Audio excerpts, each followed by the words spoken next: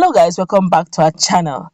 Some persons give special name to the likes to the president of Nnamdi Kanu. A lot of persons give him, some persons call him Ohamadike, some persons call him Odogu, and they have their reasons for giving him such beautiful names. Well, he seemed to have scored one goal, and in favor of the Ndibos, I must say. I guess sometimes the society needs the likes of the Nnamdi Kanus to put some things in right perspective. But before we go to the newspaper to find out what it is he has done that is bringing jubilation, at least for the now, in Southeast, we'd like you to subscribe to our channel by clicking on the red subscribe button. Beside it, you see a bell notification icon. Please go ahead, click on it to get notified as soon as we update our channel on YouTube. Well, as some days ago, Nnamdi Kanu used one of the social media platform to give the Eastern governors 14 days, all right, ultimatum. He humbly asked that they should, do the same thing that the Southwest governors have done by openly banning open grazing and also night grazing and underage grazing and all that. And he gave them 14 days ultimatum, said after which ESN, the Eastern Security Network, will help them enforce the law if they refuse to do the needful. Well, as we speak, the governor of Ebonyi State and chairman of Southeast Governors Forum, Engineer David Umahi, yesterday said the zone had before now banned open grazing of cattle within the region. The governor announced this during an APC stakeholders meeting at the Christian Communical Center, Abakaliki. The governor, who said the Southeast Governors Forum had also banned the movement of cows by foot, enjoined leaders to exhibit patriotism in their conduct to guarantee the unity of the country. We are living in a dangerous time. Without patriotism to our nation, Nigeria, it is very difficult to have a peaceful time. He called on leaders and stakeholders of the zone to speak up and desist from playing politics with security of the zone and nation. Governors of Southeast have been calling on our leaders to speak out on the security of the zone and unity of Nigeria. We read on papers where someone said he was giving governors of Southeast 7 days to ban open grazing. The governors of Southeast had banned open grazing and movement of cows by foot into Southeast in each of the states of the zone. We are managing ourselves well. What we discussed with the herdsmen is the system in place for a long time. The chairman of the Southeast Governors Forum cautioned people of the zone against instigating crisis in the country through the dissemination of fake videos allegedly killing of Fulanis by Ipob in the Southeast. What our people must know is that security is not political. What is demanding of the leaders is to put up programs that favor the people and foster national unity. Umahi also announced the support for the call to flush out criminal elements from forests across the nation to boost the security of the country. In our forests today, we have the kidnappers, the herdsmen, all sort of criminals. Anybody staying in the forest is taking a risk when we say that people should move out of the forest. It is for their safety and security. So I support that kidnappers, herdsmen, and bandits should be flushed out of our forest. The governor used the occasion to officially flag up the APC Revalidation and Registration Committee and charge the caretaker committees to ensure the successful conduct of the exercise. I said, let me thank our leaders for the commitment to the welfare of our party. Ebonyi State is complete and Ebonyi State is APC.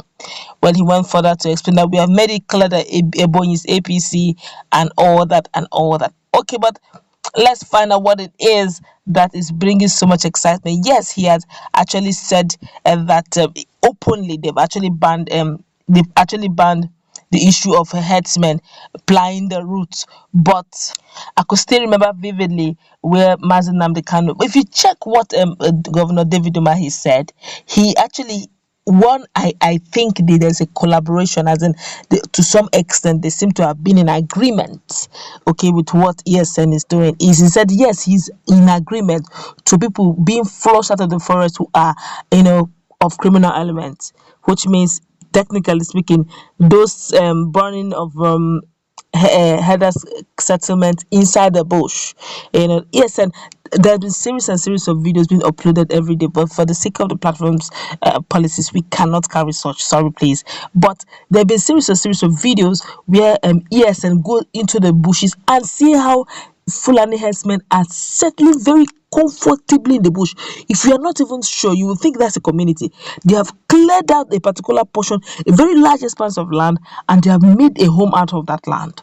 It's thick into the forest. They made a home out of that land, and they have thatched roofs everywhere, and they're living comfortably in it.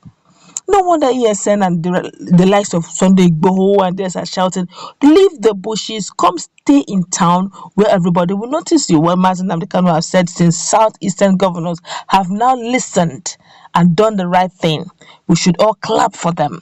It is now up to ESN to rigorously enforce this law the same way Hishbe police has been dutifully enforcing the alcohol prohibition law of uh, 12 Sharia states of core northern Nigeria, most notably in Kano. It stands to reason that governor of the East do not have any law enforcement unit capable of policing killer herdsmen except ESN. Therefore, it will be in their best interest to support the effort of ESN to ensure this very law they made is legally and robustly enforced. The best option for Fulani killer herdsmen is for them to vacate the forest and bushes of the east, head into the nearest town to rent an accommodation as other ethnic groups are doing in Fulani controlled core Arawa North, or face the wrath of ESN. Any police or army unit daft enough to provide armed illegal protection to these Fulani with cattle will regret the day he joined this. Okay, but basically this is what Mazi Nnamdi Kanu is saying. This actually, I read this from his page. Okay, he has replied the governors over what they said. He said we should clap for the governors for actually acknowledging that, and he also went for that to say, well, since there's no legitimate security force that would enforce this law they have made, that he's taking it upon himself that let ESN of course help them to honorably enforce those laws. And he's actually advising, look, Mazi Nnamdi Kanu, what he's saying is quite simple. He said, look, they're not pursuing them all at all. He said, go and rent a place in town. Let us see your activities. You can't be staying inside the bushes. You don't pay tax, you don't pay fines, you don't pay rent, you don't pay nothing. You stay inside the bush, and for all we know, we don't even know if you carry out criminal activities. So many terrible social menaces that takes place inside the bush. And there have been several indicting words made by Bodejo saying other bushes belong to Fulani, and they have been there since over 250 years. And I asked the question, how old is Bodejo that is actually referring history to 250 years? Are you saying that before that time, those bushes all belong, as in the whole of Nigeria belonged to them? There have been countries that have existed, yes, nations before Nigeria was brought together as one, but I'm sure those roots may not necessarily be Fulanis. But whatever the case is, Mazi Nnamdi Kanu has replied and is saying ESN is up and running to enforce this law, and is giving one last warning that the Fulani herdsmen living inside the bushes should vacate the eastern forest bush, because honestly, ESN is on their trail. We're still on the same thing. Let's meet in our comment section. What's your take on what the governors have eventually hearkened to the call of Mazi Nnamdi Kanu? Although they are saying that that call was not necessary, because that Fulani herdsmen have been banned even before now. But the question is, if they were banned before now, which means the problem they had was a case of enforcement.